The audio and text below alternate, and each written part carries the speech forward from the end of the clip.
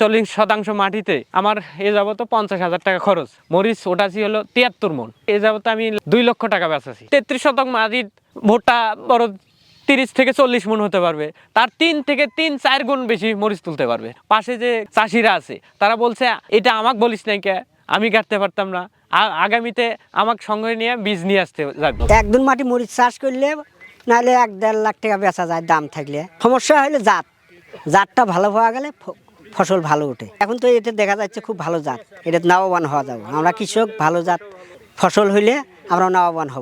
এই জাত পাইলে চাষি লাভবান হবো, আর অন্য অন্য জাত পাইলে লাভবান হবে না। ওই বৌরের থেকে আনিও ধরা খাই।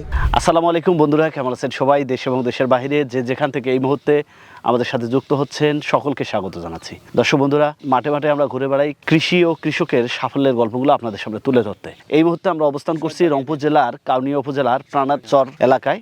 এই চরে প্রচুর পরিমাণে মরিচ চাষ হয়ে আসতেছে দীর্ঘদিন যাবত। আপনারা জানবেন রংপুর জেলার আশেপাশের যে চরের সাথে সম্পৃক্ত উপজেলাগুলো রয়েছে সেখানে প্রচুর পরিমাণে মরিচ চাষ হয়ে আসে।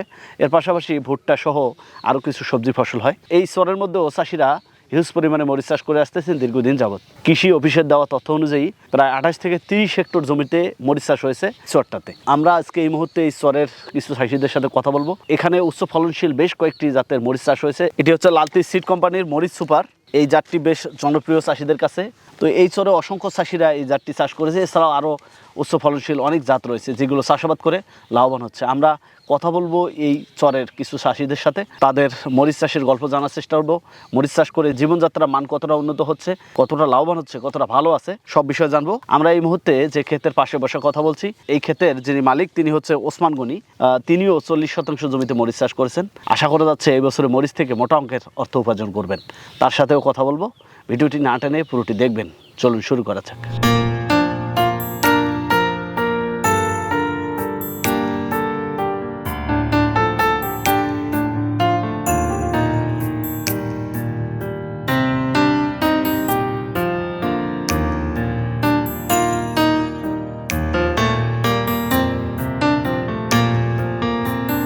আসসালামু আলাইকুম। ওয়ালাইকুম আসসালাম। কেমন আছেন আপনি? আলহামদুলিল্লাহ। আপনার একটু পরিচয় আমাদের দিবেন। আমার নাম মোহাম্মদ ওসমান গনি, আমার পিতার নাম মোহাম্মদ আনসার আলী। আমার গ্রাম প্রাণনাথ চর, শহীদবাগ ইউনিয়ন, কাউনিয়া উপজেলা। কৃষি চাষাবাদ করেন কত বছর থেকে? 12 বছর থেকে আমার বাবার সঙ্গে কৃষি চাষাবাদ করি। আপনার বাবা তো দীর্ঘদিন থেকে করে আসছে। দীর্ঘদিন এই যাবত করতেছে। এই চরে কি কি ফসল চাষাবাদ হয়? আমাদের এই চরে মানে মরিচ, পেঁয়াজ, আলু, ভুট্টা, গম, এগুলো সব ধরনের কৃষি চাষাবাদ হয়। এর মাঝে সব থেকে বেশি চাষ হয় কি? সবচেয়ে বেশি চাষাবাদ হয় মরিচ। আপনারাও তো মরিচ করতেছেন। এই মরিচ করছি, মরিচ এই যে তুলতেছি। কত বছর থেকে মরিচ চাষের সাথে জড়িত? আমার এই যে যতদিন এই কৃষি চাষাবাদের মধ্যে আমি জড়িত, ততদিন থেকেই অন্য ফসলের পাশে মরিচটা আছে। মরিচ আছেই গত বছর থেকে। আমি এই যে লাল তীরের মরিচটা দেখে আমার খুব ভালো লাগছে। এই যাবত এই যে লাল তীরের মরিচ এই যে রমজান ভাইয়ের থেকে নিয়ে আসার পর এই পাশে আমি খেতে 40% মাটি আবাদ ফলাছি। তার মধ্যে এই 40% মাটিতে আমার এ যাবত 50,000 টাকা খরচ। মরিচ ওটাছি হলো 73 মন। এ যাবত আমি 2 লক্ষ টাকা বেচাছি। কত মাস বয়স হলো ক্ষেতের?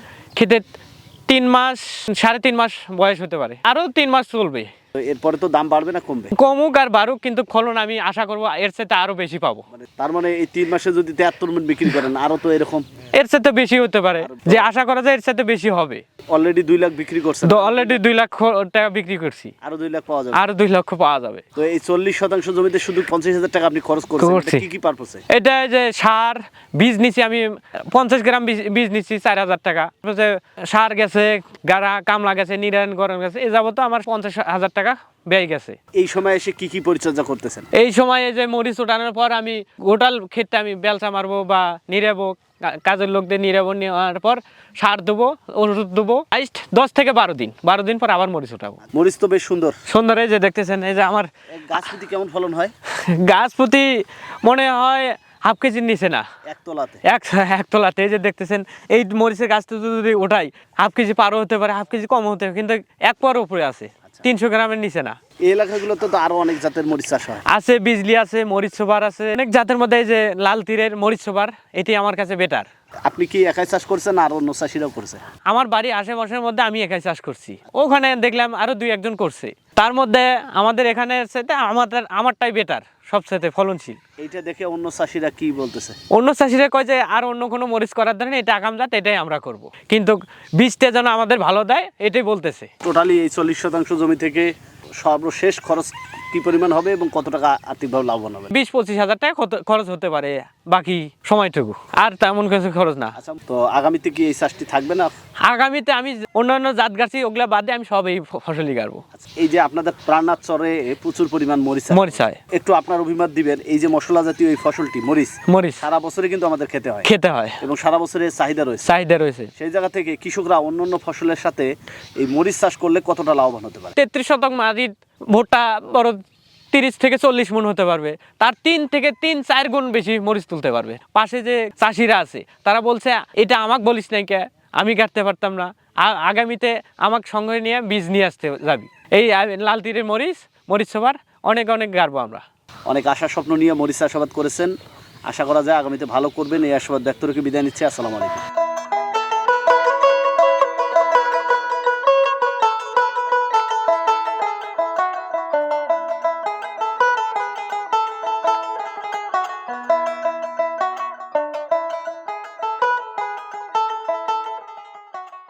দীর্ঘদিনে মরিচ চাষে আপনারা কতটা লাভবান হয়েছেন, মরিচ চাষটা কতটা লাভজনক, এসব বিষয়ে যদি একটু বলেন।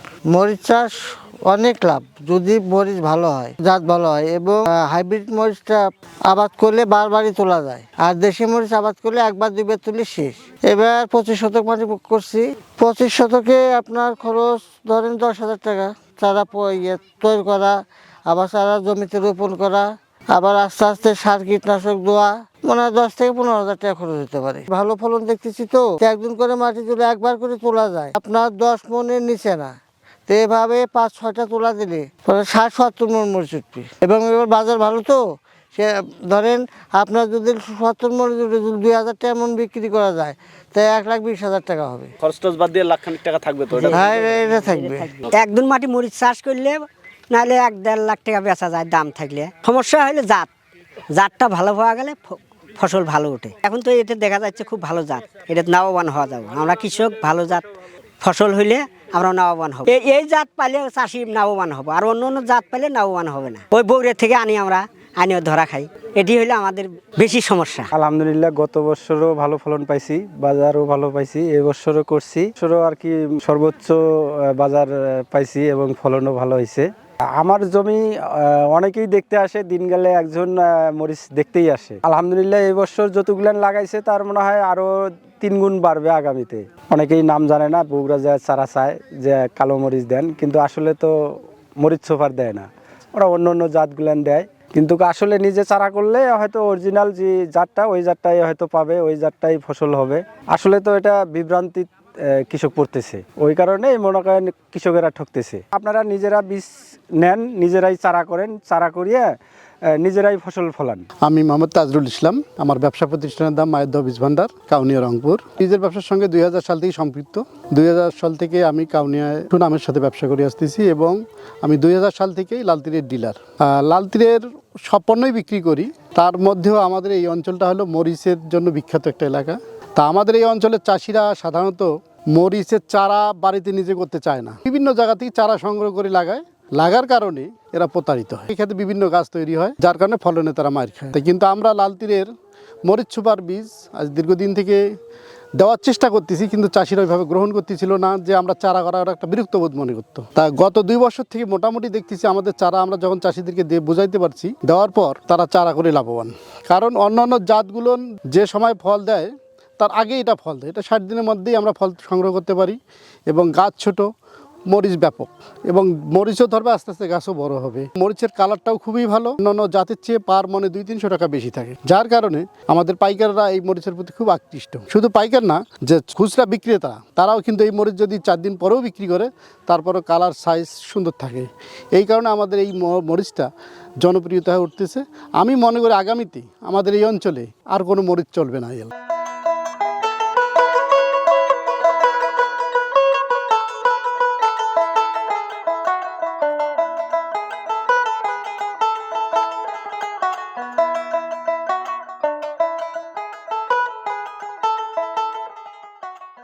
আমি আমি মোহাম্মদ এমদাদুল হক, উপশহরী কৃষি কর্মকর্তা।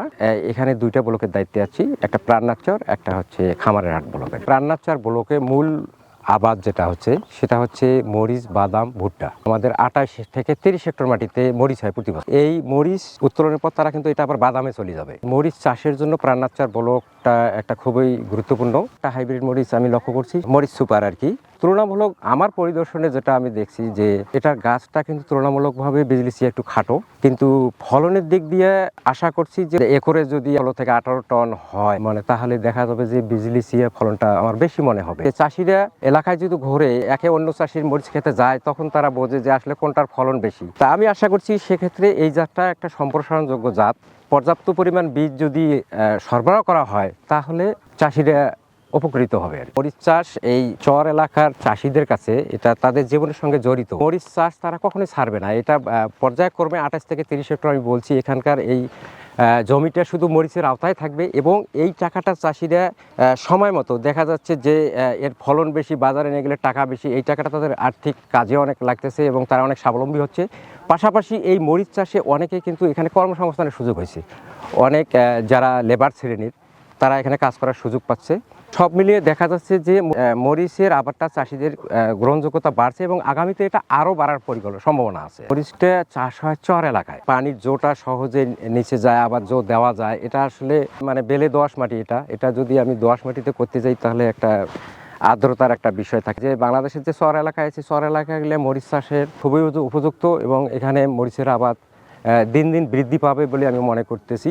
আমরা সবসময় কৃষকের পাশে আছি, কৃষকের মাঠেই আছি। আমরা শুধু মরিচ নয়, কৃষকের যে কোনো ফসলের সমস্যা সমাধানে আমরা তাদের সঙ্গে জড়িত থাকি এবং তাদের যে কোনো সমস্যা হলে তারা আমাদের সঙ্গে যোগাযোগ করে এবং আমরা সে বিষয়ে পরামর্শ দিয়ে থাকি এবং মাঠে বাস্তবে প্র্যাকটিক্যালি তাদের সঙ্গে তাদের ক্ষেত দেখে, তাদের সমস্যা দেখে আমরা এই পরামর্শগুলো দিয়ে থাকি এবং কৃষি বিভাগ এই কাজটাই করে আসছে।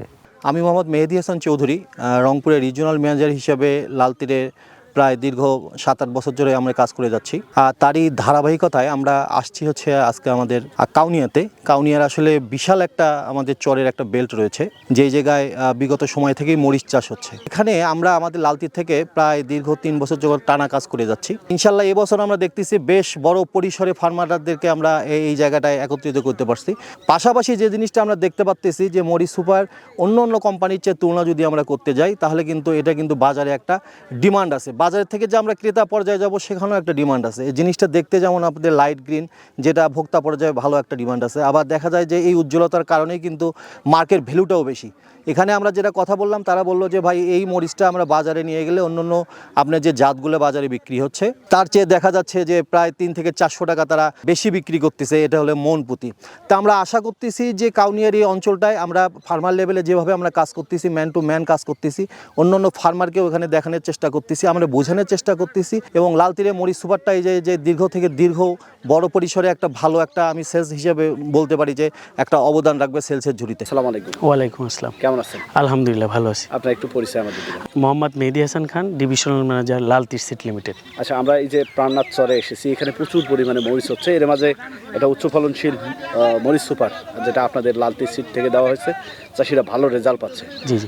এই জাতটি সম্পর্কে বলবেন এবং সরজমিনে কি দেখতে পাচ্ছেন এবং সারা বাংলাদেশের চাষিরা এই জাতটি গ্রহণ করতে পারে কিনা, এতে তারা লাভবান হতে পারে। জি, অনেক ধন্যবাদ। আপনি একটা সুন্দর কথা বলেছেন। কে আমরা প্লটটা দেখতে এসেছি। এটার জাতের নাম হচ্ছে হাইব্রিড মরিচ সুপার। এটি একটি উচ্চ ফলনশীল জাত।